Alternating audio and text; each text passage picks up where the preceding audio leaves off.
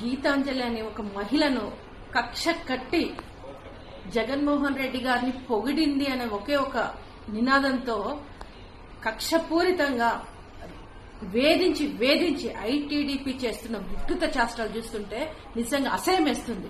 సభ్య సమాజం తలదించుకునేలా ఉంది.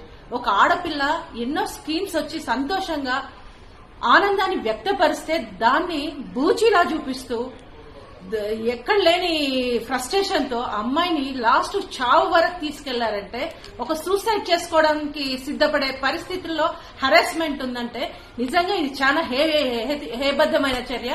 దీనికి ఖచ్చితంగా ఐటీడీపీ ప్యాక్ మాత్రమే బాధ్యులు. ఖచ్చితంగా దీనికి సొల్యూషన్ దొరకాలి. ఇలాంటి మహిళలను ఇంకెంతమందిని రేపు వేధిస్తారో తెలీదు. ఈ రాక్షస మూసని ఇలాగే వదిలేస్తే రేపు రాష్ట్రాన్ని రావణ కాష్ట చేసినా మనం ఆశ్చర్యపోనక్కర్లేదు.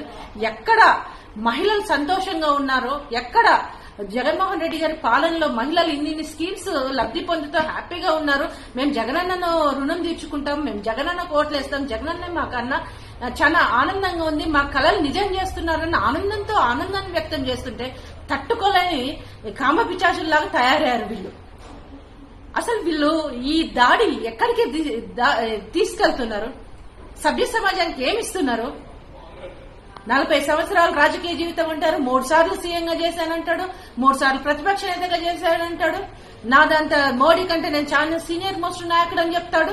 ఎక్కడ చూసినా గానీ నా తర్వాత నేను మోడీ అంటాడు, ప్రధాని కావాల్సిన వాడిని నేనంటాడు.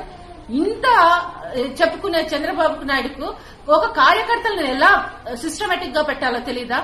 ఎలా సోషల్ మీడియాని ఎలా వాడాలో తెలీదా?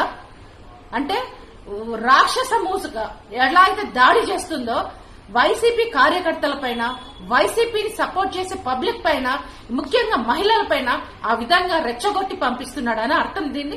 ఖచ్చితంగా దీనికి తగిన మూల్యం చెల్లించాల్సిందే. ఆ అమ్మాయి ఆత్మహత్య కారణం ఐటీడీపీఏ. డెఫినెట్ గా మేము వదిలేదు లేదు. ఖచ్చితంగా మేము మహిళలందరి తరఫున గట్టి వార్నింగ్ ఇవ్వదలుచుకున్నాం.